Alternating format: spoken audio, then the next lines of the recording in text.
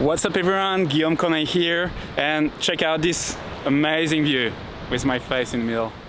We are here today in Byron Bay. I've got Nelson here joining me here.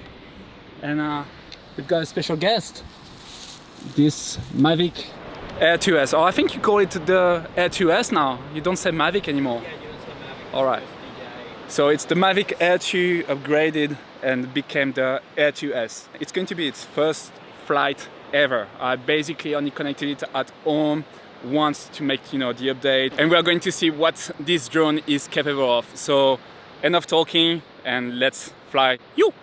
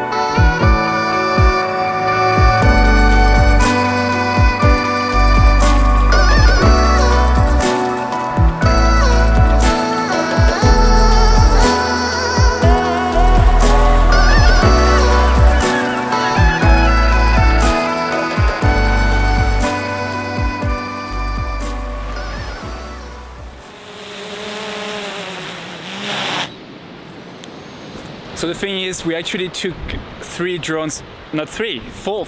We've got the DJI 2S, Mavic 2S, Air 2S, whatever they call it. We've got the DJI Mavic Air 2. We've got the Mavic 2 Pro, and I brought as well my favorite drone of all time, my Phantom 4 Pro. Obviously today we'll focus on the Air 2S with its 1-inch sensor. Can shoot up to 5.4K at 30 frames per second.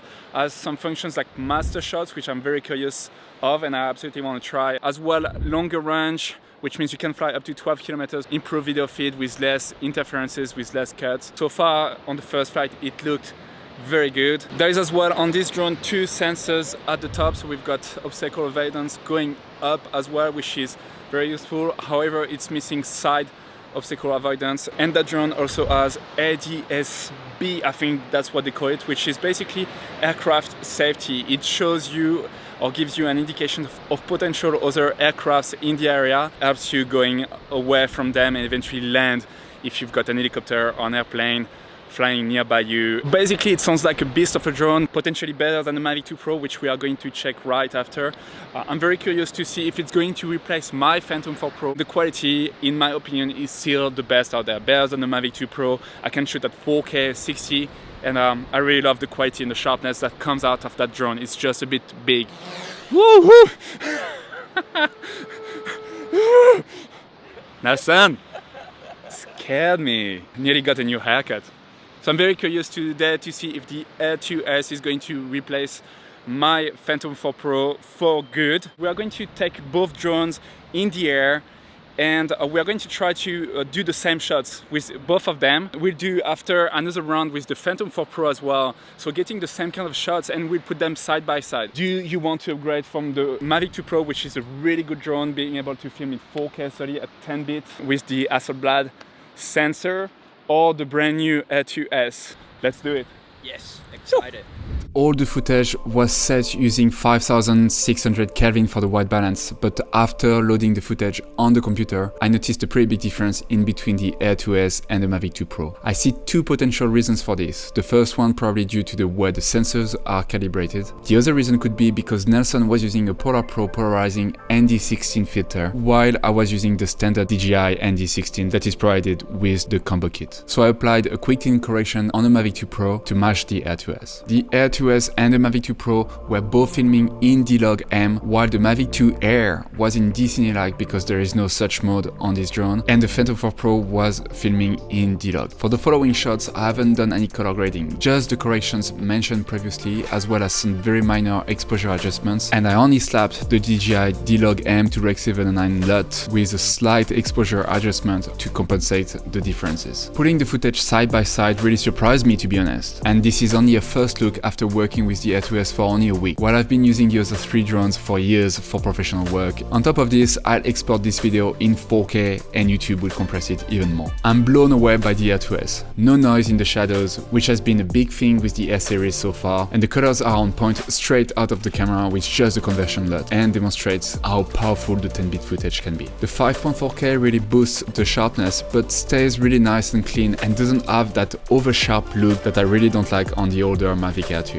The Mavic 2 Pro texture of the footage looks really clean to me too, and has a nice organic feel to it. However, the distortion coming out of this sensor has always been a huge negative point for me. I use a plugin called Alex 4D on Final Cut Pro that works very well to remove, for example, GoPro distortion, but it seems like I can never get the Mavic 2 Pro footage to look perfectly right. The Mavic Air 2 footage, in my opinion, is great too. The colors are very accurate and there is a lot of details. I believe the footage was improved a lot after an update a few months ago. However, the sharpness, in my opinion, is way too high with no possibility to dial it down on the app. This translates in a footage that looks very digital and introduces quite a lot of noise and artifacts in the shadows, which makes it sometimes unattractive. And finally, the Phantom 4 Pro here, in my opinion, comes last. This is quite ironic as I believe this drone outperforms the Mavic 2 Pro and the Mavic Air 2, but I kinda knew that using the D-Log profile on this drone would play against it in this comparison. The 8-bit footage is not able to hold enough information to be properly graded in post and falls apart very quickly. The 10-bit on the Air 2S and the Mavic 2 Pro does make a huge difference, and I wish I used the D-Cine-like profile that I always use on the Phantom 4 Pro, as it looks so much better and would have made the comparison more fair.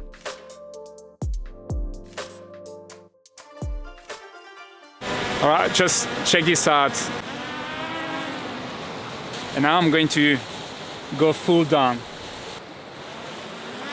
It's going so much faster on the way down. Now we are going to test for the first time what they call, I think, MasterShot. So I have no idea how that works. Based on the subject and distance, the aircraft will automatically shoot a number of clips and create master shots. Hopefully it doesn't crash. I feel like I need to change, so I can only do that in 4K. Looks like I can't choose my frame rate, so I guess that's 24 or 25. Auto white balance, I don't really like that, so we are going to shoot at 5,400, 300. Shutter speed, it's on automatic, and ISO is going to be auto, but I guess it's going to stay at 100. So now I'm going to kind of face us. And you can see there is a plane here, and the drone is actually telling me that there is a manned aircraft detected nearby, so to fly with caution. The plane is going away, so we'll be fine. So I'm just going to select it. It detected Nelson and I, so I'm just going to select me. No, it's going to me. Estimated flight time, 2 minutes. So let's press start. Right, I guess we are going to leave everything standard and press start again. And press start again. Maybe I need to press recording. 3, 2, 1. Watch out for surrounding obstacles. I hope the drone is going to do its thing. So let's start it. Yo! I'm not doing anything. I'm not touching the control. Oh, it's zooming out for us. That's cool. Medium. What's very interesting is the drone is flying sideways, but I can see the gimbal is facing us.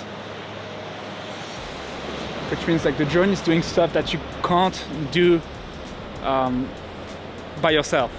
Like you can't fly like this. See, like the drone is flying sideways and the gimbal is fully rotated to the left. Okay, it's zooming out again. We're at 35%. So I guess that's only a digital zoom, like there is no optical zoom on that lens, just don't get me wrong. Now it's flying away. It's playing with the zoom at the same time to create that, how do you call that? The, you know, when dolly zoom. Dolly zoom? Dolly yeah, zoom effect, dolly zoom. Again, that's very interesting. The drone is flying sideways, so it's on an angle, but the gimbal is facing us the whole time. Now it's doing some pitch up, fly forward. We're at 60%. whatever it's doing. So, yeah, okay. So it gets a bunch of different cinematic shots. I think so. Style kind of thing. I think actually it's going to make the video for us. Yeah. So don't tell anyone, but that's going to replace us. Yeah. We're going to lose our jobs because of that drone. Yeah, that's a bit concerning because any beginner can get really cinematic shots with just pressing a button. So the exposure, I can see the aperture is changing as it goes and face away. I'd be curious to see if I can control that manually. But for now, I'm just letting the drone do its thing.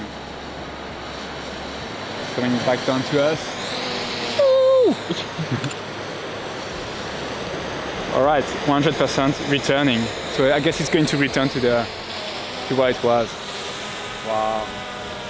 So my thoughts in summary, let's start by what I don't like about this drone. First, the fixed aperture, typical of the Air series. This means you can only adjust exposure using the shutter speed, the ISO, or you have to land and change your ND filter. Keeping a 180-degree shutter speed gets very challenging when you are filming and change direction with the drone, for example, facing the sun or facing away from the sun. On location, I would end up just taking off with the minimum ND filter I need depending on the scene and would try to get all my shots. If I absolutely need that motion blur and the conditions have changed, there is a cloud or I'm facing in a different direction, I would need to land the drone, swap the ND filter, take off again. It's a lot of wasted time. In comparison with the Phantom 4 Pro or the Mavic 2 Pro, which both have aperture control, and saves you a lot of time in the end. Number two is the remote I don't really like. I really enjoy flying the Phantom 4 Pro for this one reason, because you can adjust the length of the sticks, for example. After doing very quick research on Amazon, I actually found out that you can get some third-party sticks that are length adjustable, and maybe I should try that. And number three, I really miss the side sensor on this drone, as I really like to get those nice parallax shots, which requires you to fly sideways, and not having the side sensor means I have to be very, very careful when flying sideways and getting those shots. And number four is the lack of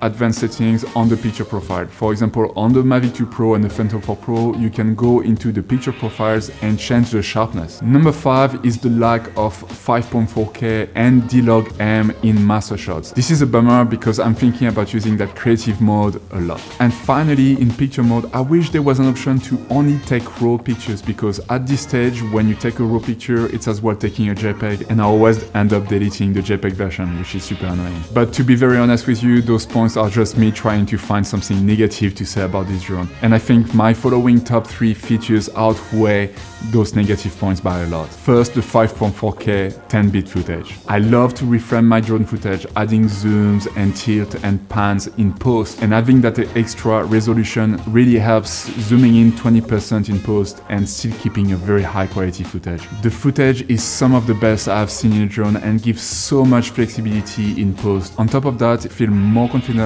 bringing that drone on shoots where I'm using the Gemini or the Red Komodo, which both shoot in 5K and 6K. Number 2, the 30-minute plus battery life. Being able to get so many shots, pictures and videos with just one battery is something I value a lot on set. Third and final favorite feature is actually the video feed range. Even though I will probably never fly this drone 12 km away, I've experienced absolutely no issue with the video feed at any time. In comparison, the Mavic Air 2 feed sometimes will cut or glitch when flying behind a tree or a building, whereas the Air 2S feed is really clear and super sharp, which really makes a difference when flying the drone. One more thing, and I could have put this feature in my favorites as well, is the 1080p 120 mode. I was really impressed by the dynamic range and the quality of the video. While I always took this mode as a fun option but never really used it on my previous drones due to the low quality of the footage, the Air 2S does an amazing job here with an impressive dynamic range for a mode that usually suffers in this kind of situation with the sun and darker ground. We managed to get those shots, and you can see the sunlight on the right is not even clipping with a nice soft roll-off. So to answer the question, am I going to sell the Mavic Air 2 and the Phantom 4 Pro? I think you guessed it, it's going to be yes. Alright, so we are literally on the last battery. I have only 30% left. Nelson wants to get a shot of him running and me flying as close as possible to him. So I had to turn off the sensors, and yeah, we're going to try. I'm shooting in 5.6K at 30 frames. Let's do it.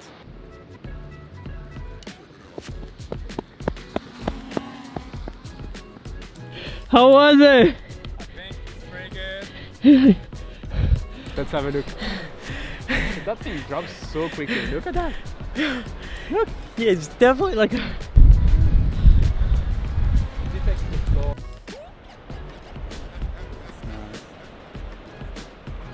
Oh yeah! That was so good. I think we need to stop before we crash any drone. Oh man, everything went perfect. Oh, that was so yeah, good. yeah, so good. And that's it, guys. Thank you so much for watching. I hope you liked that video. If you find it useful or if you learned anything, please consider leaving a thumb up and comment down below if you have any questions. Thanks to Nelson for It's a pleasure. for joining and helping getting those shots and running like a crazy man. I'm fast. Thank you, Nelson, for being a crazy human. A pleasure, brother. We need to do this more often, so expect a weekly video. No pressure on me. If you're Spanish speaking or if you just want to see some really fun videos, make sure you check out Nelson's YouTube channel. I put a link down in the description and I'll see you in the next one. See ya. Nelson, how much battery do you have left? That's 6%. That's not good. Don't do this at home. No. We barely made it. If I can give you one tip, if you want to have batteries that live forever, try not to go below 20%. Ideally 25, 30%, and don't go any lower, and you'll save your battery and it will last much longer. Like my Phantom 4 Pros, 100 cycles later, they are still flying over 20-25 minutes. True story.